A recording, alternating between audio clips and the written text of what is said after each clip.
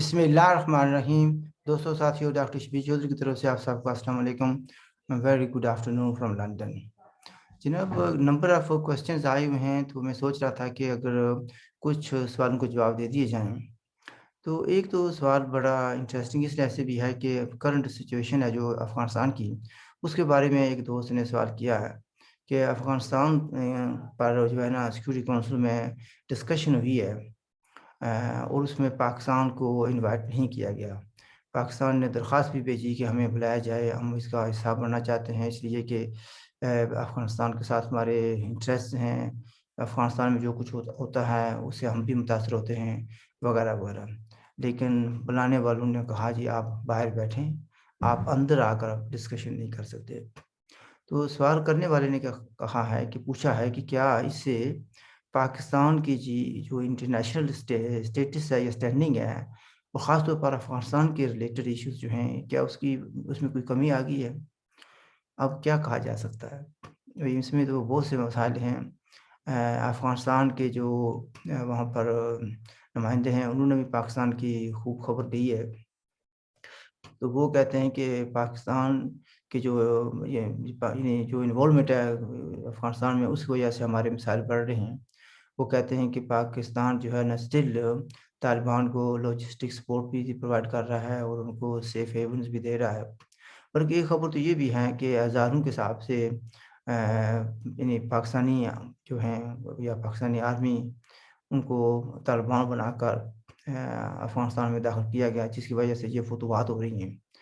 तो वो कह रहे हैं कि basically Pakistan is not part of solution in Afghanistan, but Pakistan is part of problem.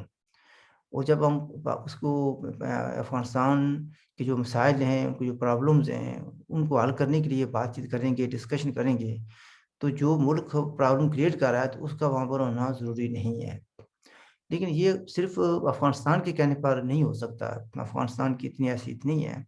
ज़ाहिर है कि इसके पीछे और दूसरे मुल्क भी हैं। मिसाल के तौर पर अमेरिका का इसका बहुत हाथ हो सकता है, दूसरे ममालिक भी हो सकते हैं। लेकिन बहरहाल ये है कि पाकिस्तान को बाहर बिठा दिया गया और पाकिस्तान के जो वहाँ पर नुमाइंदे हैं, मुनीर अकरम साहब, उन्होंने शिकायत की कि हमारे खिलाफ़ बातें हो रही हैं, लेकिन हमें वहाँ पर जाकर अब वज़ाहत करने की इजाज़त नहीं दी जा रही। वो कह रहे हैं कि ये यानी अच्छी बात नहीं है, नाइंसाफ़ी है हमारे साथ एक लिहाज़ से, कि हमारे इंटरेस्ट जो हैं, उनका पाकिस्तान का जो मौक़िफ़ है वो ये है कि पाकिस्तान में जो कुछ भी होता है या गड़बड़ होती है या हो रही है, इसमें किसी न किसी लिहाज़ से अफ़गानिस्तान का या अफ़गानिस्तान की वॉर का भी असर है। तो अफ़गानिस्तान वाले कहते हैं कि जो कुछ अफ़गानिस्तान में हो रहा है, उसमें किसी न किसी लिहाज़ से पाकिस्तान का हमल दखल है। ठीक है, पाकिस्तान ने भी सफ़रिंग की है, लेकिन अफ़गानिस्तान की जो सफ़रिंग है वो तो बहुत ज़्यादा है, और बहुत ज़्यादा जो है ना मार-धाड़ हुई है। ऐसे में अफ़सोस ये आता है कि इनोसेंट पीपल जो है ना वो मारे जा रहे हैं, इस साइड पर भी और उस साइड पर भी। और फिर कहने वाले ये कहते हैं कि हमने जंग जीत ली है, अमेरिका हार गया। अमेरिका के जो B-52 बॉम्बर्स हैं, वो तो बड़ी यानी सख्ती से निपट रहे हैं, मार रहे हैं तालिबान को। बल्कि एक आदमी ने तो ये कहा कि वो बेसिकली तालिबान को नहीं मार रहे, वो उन पाकिस्तानियों को मार रहे हैं जो दाखिल किए गए हैं लड़ाई के लिए, और जो तालिबान की मदद कर रहे हैं या तालिबान बनकर वहाँ पर लड़ रहे हैं। And America is aware of them and they is targeting, America is targeting that. लेकिन जो पाकिस्तान के यहाँ पर बहुत से चमचे हैं, फुट सोल्जर्स हैं, वो हर बात पर कहते हैं, अच्छा जी सबूत पेश करो। Anything which goes against the Pakistani interest, वो कहते हैं सबूत पेश करो। Anything which goes against India, against America and other countries और अफ़गानिस्तान, वहाँ पर सबूत की ज़रूरत नहीं है, वो पूछते भी नहीं हैं। तो यहाँ पर अब बात ये आती है कि 2 चीज़ें गौर करने वाली हैं। एक तरफ तो पाकिस्तान का जो वज़ीर-ए-आज़म है, और ये पाकिस्तान की मौजूदा एस्टेब्लिशमेंट है या पाकिस्तान की पीटीआई है, वो तो किसी बात को मानने के लिए तैयार ही नहीं है। वो तो उनका तो यही है कि ऊपर अल्लाह है, अल्लाह सच्चा है, तो नीचे इमरान खान है, वो सच्चा है। और इमरान खान स्मार्ट है, अंग्रेज़ी अच्छी बोलता है, ऑक्सफोर्ड में वो 3rd क्लास की डिग्री, लेकिन वो कहते हैं कि वहाँ से उसने डिग्री ली थी। और फिर वो ये दावा भी करता है कि मैं जितना मैं जानता हूँ यूरोप को या दुनिया को जानता हूँ, कोई जानता ही नहीं है।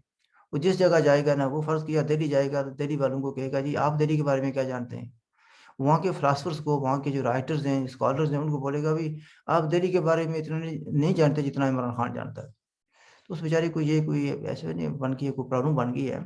تو لیکن شاید یہ دنیا بھول گئی ہے کہ عمران انگریزی اچھی بولتا ہے۔ دنیا کو یہ نہیں پتا ہے کہ عمران سمارٹ آدمی ہے۔ دنیا کو یہ نہیں پتا کہ یہ آکسفورڈ میں پڑھا ہوا ہے۔ دنیا کو یہ نہیں پتا ہے کہ وہ کرکٹ اچھا کھیلتا تھا، جھوٹ بڑا اچھا بولتا ہے۔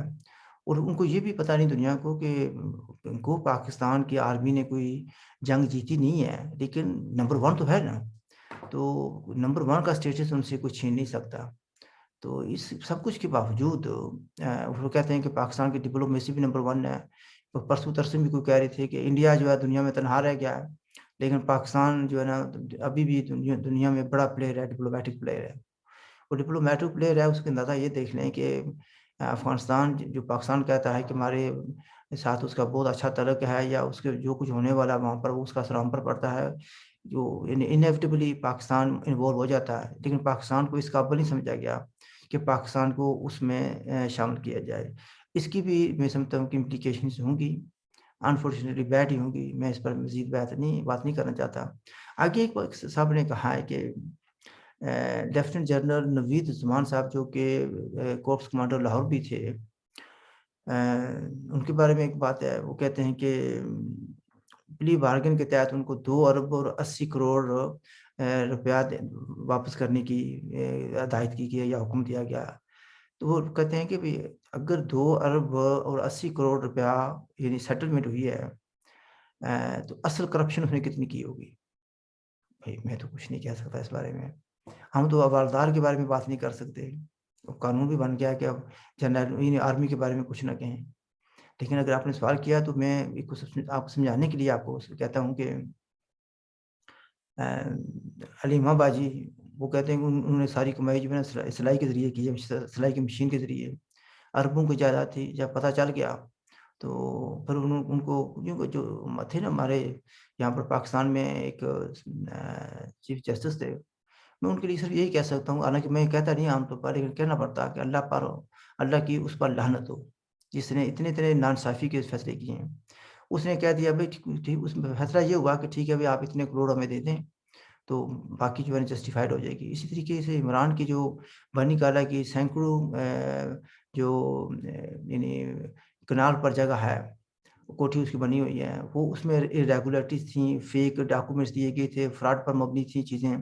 تو اس نے یہ کہہ دیا کوئی بات نہیں، آپ کی نیت ٹھیک تھی تو آپ اتنے پیسے دیتے ہیں تو اس کو بھی ریگولرائز کر دیں گے۔ لیکن عام آدمی کا جب مسئلہ آتا تھا تو وہ اس کی عمارت یا بلڈنگ گرا دی جاتی تھی۔ یہ تھا اس کا انصاف۔ تو نیت ان کی ٹھیک تھی۔ تو اس سے مجھے ایک بات یاد آتی ہے کہ اگین کچھ لوگوں کو شاید یہ بری لگے گی، جو عام طور پر دیہاتی لوگ ہوتے ہیں، ان پڑھ لوگ ہوتے ہیں، وہ زیادہ تر پیروں فقیروں کو مانتے ہیں۔ میں بھی دیہاتی ہوں اور ہم بھی پیروں کو ماننے والے لوگ ہیں۔ تو کہتے ہیں کہ ایک پیر صاحب کسی دیہاتی کے پاس گھر گئے، وہاں پر رہائش اختیار کی۔ تو وہ سادے لوگ، شریف لوگ تھے۔ تو وہ ایک دن ایسا ہوا کہ انہوں نے پیر صاحب کو بولا کہ ہم ذرا جا رہے ہیں تو محلے میں کسی کے گھر، تو آ جائیں گے کچھ دیر بعد، تو یا دوسرے گاؤں جا رہے ہیں تو واپس آ جائیں گے۔ تو بہرحال اینی وے تو ان کو کہا گیا کہ گھر کا خیال رکھنا۔ تو جہاں پر وہ گئے تھے میاں بیوی، تو وہاں پر وہ گھر پر نہیں تھے لوگ، تو وہ واپس آ گئے، جلدی آ گئے، توقع سے پہلے آ گئے۔ جب واپس آئے تو پیر صاحب جو ہیں وہ ان کی جوان بیٹی کے ساتھ چھیڑ چھاڑ کر رہے تھے، اس کو پکڑا ہوا تھا اور نیچے گرایا ہوا تھا۔ تو جو مرید تھا اس نے کہا جی پیر صاحب یہ کیا کر رہے ہیں؟ غصے سے تو اس نے کہا محمد حسین یقین جانو کہ میری نیت صاف تھی، میری نیت صاف تھی، میں جو کچھ بھی کر رہا تھا نیت میری صاف تھی۔ تو ہم یہی کہہ سکتے ہیں کہ عمران خان کی بھی نیت صاف تھی، علیمہ باجی کی بھی نیت صاف تھی، جرنیل صاحب جرنیلوں کی تو نیت ہوتی صاف ہے، اس پر ہم کچھ کہہ نہیں سکتے۔ کچھ کہا تو چونکہ مجھے پچھلے دنوں کچھ کہہ رہے تھے لوگ بھی، صرف یہ نہ سوچیں کہ پاکستان میں لوگوں کو پکڑا جاتا ہے یا اٹھایا جاتا ہے۔ جو برطانیہ ہے یہ بھی اسی سرزمین کا حصہ ہے، یعنی کہ اسی ارتھ پر ہے، اسی پلانٹ پر ہے۔ تو اس لیے زیادہ بے خبر ہو کر زیادہ دلیر بننے کی کوشش نہ کرو۔ تو بھئی ہم تو پہلے بھی دلیر نہیں تھے، ہم تو بڑے طریقے سے آرام سے بات کرتے ہیں۔ تو ہم یہ کہیں گے کہ بھئی ٹھیک ہے، اگر سوال یہ آتا ہے کہ یعنی یہ پاکستان میں یہ کوئی اصول ہے بنا ہوا ہے کہ فرض کیا کہ آپ نے 1 ارب کی کرپشن کی ہے، تو وہ کہیں گے اچھا جی ٹھیک ہے آپ ایسا کریں کہ اس میں سے 2 کروڑ ہمیں دے دیں تو باقی جو ہے نا آپ کو معاف یعنی وہ آپ کی ہے۔ تو یہ لیفٹیننٹ جنرل حالانکہ نوید زمان صاحب یعنی لیفٹیننٹ جنرل بننے کے لیے بہت سے کورسز کرنے پڑتے ہیں، بڑی محنت کرنی پڑتی ہے، وہ بڑی ٹریننگ حاصل ہوتی ہے، لیکن پھر بھی ان سے کسی نہ کسی جگہ کوئی غلطی ہوگی جو پکڑے گی۔ تو آپ نے خود اندازہ لگا لیں کہ اگر ان کی جو پلی بارگین کی رقم ہے 2 ارب 80 کروڑ، حساب کر لیں کہ اصل رقم کتنی ہوگی۔ میرے پاس تو میرا تو حساب ویسے بھی میں اچھا نہیں ہے میرا حساب، میتھمیٹکس میں ہمیشہ کمزور رہا ہوں۔ تو آئی لیو اٹ ایٹ دیٹ میں اس سے زیادہ کیا کر خواہ کیونکہ ان کے جو ہے نا اسٹال وارڈس یا پیادے وہ ویسے بھی میری تلاش میں رہتے ہیں۔ تو افغانستان کے مسئلے پر یقیناً پریشانی ہے ہمیں بھی، اس لیے کہ اس سے پورا خطہ متاثر ہوگا، لیکن ہیونگ سیڈ دیٹ ہو سکتا ہے کہ دنیا والے، امریکہ والے، افغانستان والے، جو سیکیورٹی کونسل والے، ان کو ہوش آ جائے کہ انہوں نے نمبر 1 کے ساتھ پنگا لیا ہے، اور ایسے وزیر اعظم سے پنگا لیا ہے جو آکسفورڈ کا تعلیم یافتہ ہے، 3rd کلاس میں ڈگری اس نے حاصل کی تھی، انگریزی زبردست بولتا ہے، اور ڈرتا ورتا کسی سے نہیں ہے، لیکن جب ضرورت پڑی تو جب اس میں پکڑنے آئے تھے ایک بار مشرف دور میں اس کو پکڑنے آئے تھے تو چھت سیڑھی پہ چڑھ کر تو بھاگ گیا تھا، یعنی ڈرتا نہیں ہے لیکن کسی سے۔ آئی لیو اٹ ایٹ دیٹ، میں امید کرتا ہوں کہ آپ کو میرا پروگرام پسند آیا ہوگا، اور if you have any questions please do ask, and if you have not already subscribed تو please do subscribe the channel۔ میری طرف سے خدا حافظ and look after yourself۔